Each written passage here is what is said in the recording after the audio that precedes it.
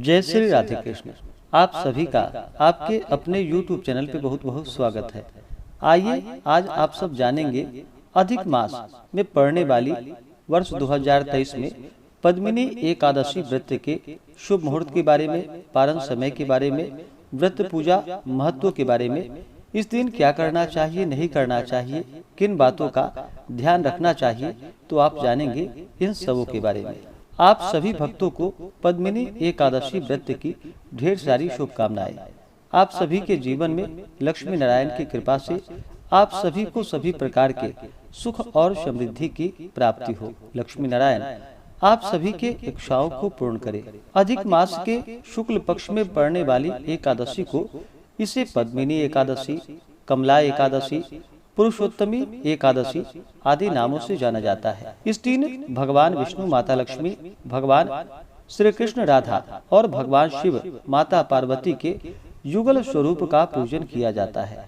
इस व्रत के प्रभाव से व्यक्ति के सभी प्रकार के पापों का नाश होता है तथा पुत्र पौत्र आदि की प्राप्ति होती है। यह व्रत व्यक्ति को सभी प्रकार के बंधनों से मुक्त करने वाली, संसार सागर से पार कराकर स्वर्ग को प्रदान करने वाली है।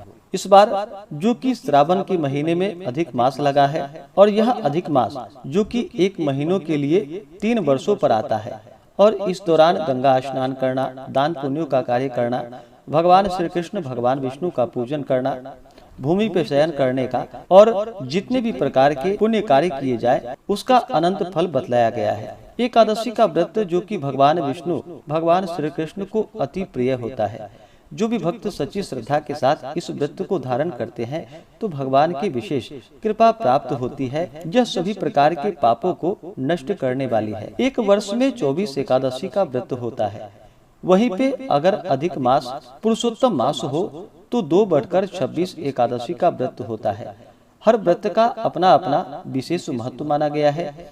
इसी प्रकार से अधिक मास पुरुषोत्तम मास में पड़ने वाली पद्मिनी एकादशी व्रत का अपना विशेष महत्व है। इस एकादशी व्रत के प्रभाव से मनुष्य विष्णु लोक को जाते हैं। इस एकादशी व्रत का विधान विष्णु जी ने सर्वप्रथम जो कि नारद जी से कहा था। यह विधान अनेकों पापों को नष्ट करने वाला तथा मुक्ति भक्ति प्रदान करने वाली है। अधिक मास की पद्मिनी एकादशी व्रत का जो कि बड़ा ही विशेष महत्व माना गया है और इस व्रत में खास करके कुछ विशेष नियमों का अन्य एकादशी के बदले पालन करना चाहिए। इससे अधिक फलों की प्राप्ति होती है। जो भी एकादशी का व्रत करते हैं उन्हें दशमी के दिन जो कि सूर्यास्त होने से पहले ही भोजन ग्रहण करनी चाहिए। अधिक मास में पड़ने वाली पद्मिनी एकादशी के व्रत में जहां तक हो सके इस दिन बिना नमक वाला दशमी तिथि के दिन भोजन ग्रहण करना चाहिए, क्योंकि दशमी तिथि से ही एकादशी व्रत प्रारंभ हो जाता है। दशमी तिथि के दिन जो कि कांसे के पात्र का किसी भी रूप में प्रयोग नहीं करना चाहिए तथा मांस, मसूर, चना, कोदो, शहद, शाक, कटहल, पराया अन्न, इन सभी खाद्य पदार्थों का त्याग कर देना चाहिए। जहां तक हो सके हविष्यान्न भोजन ग्रहण करना चाहिए। नमक इस दिन बिल्कुल भी दशमी तिथि के दिन ग्रहण ना करें, खास करके अधिक मास की एकादशी तिथि के दिन। और जो भी भोजन ग्रहण करते हैं वह सूर्यास्त होने से पहले ही भोजन ग्रहण कर लेनी चाहिए। चावल आदि का दशमी तिथि के दिन प्रयोग नहीं करना चाहिए और दशमी की रात्रि भूमि पे शयन करना चाहिए। दशमी की रात्रि ब्रह्मचर्य का पालन करते हुए भूमि पे शयन करना चाहिए और एकादशी की प्रातः सुबह ब्रह्म मुहूर्त में उठ करके नित्य क्रियाओं से निवृत्त होकर के गंगा नदी में स्नान करना चाहिए। गंगा स्नान नहीं कर पाते हैं तो घर के नहाने के पानी में ही थोड़ा सा गंगा जल मिला करके स्नान करना चाहिए। इस दिन जहाँ तक हो इस एकादशी को दातून करते वक्त जो कि पेड़ की डालियां ना तोड़े, जहाँ तक हो सके पहले से दातून की व्यवस्था करके रखे और दातून करने के बाद कम से कम 12 बार कुल्ले करे, मुंह को शुद्ध करे। किसी नदी, कूप अथवा सरोवर में स्नान करना चाहिए। गोमय, मृतिका, तिल, कुश और आंवले के चूर्ण से विधिवत स्नान करना चाहिए। स्नान के पूर्व मृतिका का लेपन करना चाहिए अपने शरीर पे, जो कि मिट्टी लगानी चाहिए और प्रार्थना पूर्वक स्मरण करे कि हे मृतिके, भगवान ने वाराह रूप धारण कर तुम्हारा उद्धार किया है। ब्रह्मा एवं कश्यप द्वारा आप अभिमंत्रित की गई हो। अतः आप मुझे भगवान की पूजा करने की शक्ति प्रदान करें। हे ब्रह्मा के मुख से उत्पन्न होने वाली और समस्त संसार को पवित्र करने वाली, आप मेरे अंगों को पवित्र और शुद्ध करो। हे शंख चक्र गदा एवं पद्मधारी देवादिदेव जगन्नाथ, आप मुझे स्नान करने की आज्ञा दें। इस प्रकार कह करके वरुण मंत्रों का जप करना चाहिए, वरुण देवता का स्मरण करना चाहिए। गंगा आदि उत्तम तीर्थों के अभाव में उनका स्मरण करते हुए अपने घर के नहाने के पानी में ही थोड़ा सा गंगा जल मिलाकर के स्नान करना चाहिए और फिर शुद्ध धोया हुआ स्वच्छ वस्त्र धारण करना चाहिए। इसके बाद भगवान के मंदिरों में जाकर के या अपने घर के मंदिर में ही एक दीपक प्रज्वलित करके राधा कृष्ण की मूर्ति हो, भगवान विष्णु की मूर्ति हो, तो उनके समक्ष व्रत का संकल्प लेते हुए भगवान से प्रार्थना करनी चाहिए कि हे भगवान श्री कृष्ण, हे भगवान विष्णु, आज मैं पद्मिनी एकादशी का व्रत करने जा रहा हूँ या करने जा रही हूँ। इस प्रकार से भगवान से प्रार्थना करें। आपके मन में जो भी इच्छा हो, जो भी कामना हो, वह भगवान से कहें और प्रार्थना करें कि हे भगवान, यह व्रत मेरा निर्विघ्न पूरा हो और हमें पुण्य फलों की प्राप्ति हो। इस प्रकार से भगवान से प्रार्थना करें। आपके मन में जो भी इच्छा हो, जो भी कामना हो, वह प्रभु से कहें और पूर्ण श्रद्धा भक्ति भाव के साथ व्रत को धारण करना चाहिए और भगवान का पूजन करना चाहिए। इस दिन खास करके भगवान श्री कृष्ण की राधिका सहित और भगवान शिव की माता पार्वती की साथ में जो कि स्वर्ण प्रतिमा का विधिवत पूजन करना चाहिए। धान्य के ऊपर कांसे का, तांबे का अथवा स्वर्ण या मिट्टी का कलश स्थापित कर उसके मुख पर जिस चीज का घट हो उसी का पात्र रख उसे सुगंधित द्रव्यों और वस्त्र द्वारा अलंकृत करनी चाहिए और उसके ऊपर भगवान की प्रतिमा को स्थापित करनी चाहिए और फिर जल, पुष्प, तिल, चंदन, तुलसी दल आदि से भगवान की पूजा करनी चाहिए। धूप दीप दिखा करके अनेक प्रकार के इस समय में होने वाले ऋतु फलों का भोग भगवान को लगाना चाहिए। दूध से बने हुए वस्तुओं का भगवान को भोग लगाना चाहिए। कथा श्रवण करनी चाहिए, भगवान की आरती करनी चाहिए। इस प्रकार से सुबह और शाम के वक्त पूरे विधि विधान के साथ भगवान का पूजन करना चाहिए और फिर रात्रि में भगवान के सम्मुख जागते हुए नृत्य गीतादि करते हुए भगवान का भजन कीर्तन करते हुए समय को व्यतीत करना चाहिए। एकादशी तिथि के दिन जो कि शुद्ध और सात्विकता का पालन करना चाहिए। तामसिक वस्तुओं का प्रयोग बिल्कुल भी नहीं करनी चाहिए। इस दिन जहाँ तक हो सके पद्मिनी एकादशी के दिन आप निर्जला भी व्रत को धारण कर सकते हैं। यह संभव ना हो तो आप एक समय फलाहार ग्रहण करके व्रत को धारण करें। एकादशी तिथि के दिन चावल आदि का प्रयोग नहीं करना चाहिए। अभक्ष्य भोज्य पदार्थों का या नशीले पदार्थों का सेवन नहीं करना चाहिए। ब्रह्मचर्य का पालन करना चाहिए।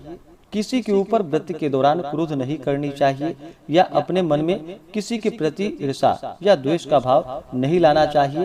पूर्ण श्रद्धा भक्ति भाव के साथ भगवान श्री कृष्ण, भगवान विष्णु, भगवान शिव के चरणों में अपना मन लगाना चाहिए। इस प्रकार से पूजन करते हुए इस व्रत में खास करके जो कि 4 प्रहर पूजन का विधान बतलाया गया है।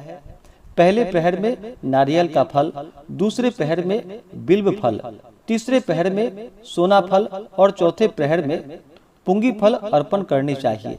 इस प्रकार नैवेद्य लगाने से क्रमानुसार अग्निष्टोम, वाजपेयी, अश्वमेध और राजसु यज्ञ का पुण्य फल प्राप्त होता है तथा पृथ्वी में उपस्थित समस्त तीर्थों के करने का पुण्य फल प्राप्त होता है। इस प्रकार पूजन करते हुए रात्रि भर जागरण करते हुए द्वादशी की सुबह जो कि उठ करके स्नान कर ले, शुद्ध वस्त्र धारण करके भगवान का पूजन करे। इसके बाद भगवान की आरती करे, ब्राह्मणों को भोजन करवाएं, ब्राह्मणों को दान और दक्षिणा दे और इस दिन भगवान की जो पूजा की है घट और प्रतिमा इस दिन दान करनी चाहिए। इस प्रकार से व्रत को धारण करने से व्यक्ति के सभी प्रकार के पापों का नाश होता है, सुख समृद्धि की प्राप्ति होती है और अंत समय में विष्णु लोक की प्राप्ति होती है। तो आइए जानते हैं श्रावण के अधिक मास शुक्ल पक्ष में पड़ने वाली पद्मिनी एकादशी व्रत के शुभ मुहूर्त के बारे में और पारण समय के बारे में। एकादशी तिथि प्रारंभ समय जो कि 28 जुलाई 2023 दिन शुक्रवार दोपहर 2:53 और एकादशी तिथि की जो समाप्ति होगी वह 29 जुलाई 2023 दिन शनिवार को दोपहर 1:07 पे। तो हमें शुद्ध रूप से द्वादशी युक्त सूर्योदय व्यापनी के अनुसार जो एकादशी व्रत के लिए समय प्राप्त हो रहा है वह समय 29 जुलाई 2023 दिन शनिवार को प्राप्त हो रहा है। तो सभी इस दिन व्रत को धारण करेंगे। और द्वादशी तिथि की जो समाप्ति है वह 30 जुलाई 2023 दिन रविवार को सुबह 10:35 पे द्वादशी तिथि की समाप्ति है। इस व्रत का पारण जो कि 30 जुलाई 2023 दिन रविवार को व्रत का पारण किया जाएगा। पारण का समय सुबह 6:06 से सुबह 8:06 तक। पद्मिनी एकादशी व्रत का पारण जो कि 30 जुलाई 2023 दिन रविवार को किया जाएगा। 29 जुलाई को जो सूर्योदय का समय होगा वह सुबह 5:24 और सूर्यास्त शाम 6:46। राहु काल का जो समय होगा एकादशी तिथि के दिन वह समय सुबह 8:43 से सुबह 10:24 तक राहु काल का समय होगा। राहु काल समय के दौरान कोई भी शुभ कार्य या नया कार्य नहीं करना चाहिए, यह लाभप्रद नहीं होता है, इस बात का ध्यान रखें। योग जो कि ब्रह्मा योग सुबह 9:33 तक होगा 29 जुलाई को। उसके बाद इंद्र योग होगा। नक्षत्र जो कि ज्येष्ठा नक्षत्र रात्रि 11:34 तक। उसके बाद मूल नक्षत्र होगा। तो इस दिन भगवान का पूरे विधि विधान के साथ पूजन करना चाहिए। पद्मिनी एकादशी व्रत का कथा श्रवण करनी चाहिए। इस दिन गीता आदि का पाठ या श्रवण करना चाहिए। भगवान विष्णु, भगवान श्री कृष्ण, भगवान शिव के मंत्रों का नाम जप करना चाहिए। जहाँ तक हो सके पुण्य कार्य करते हुए इस दिन के समय को व्यतीत करना चाहिए। जहाँ तक हो सके कम बोलनी चाहिए, मौन धारण करके रहनी चाहिए।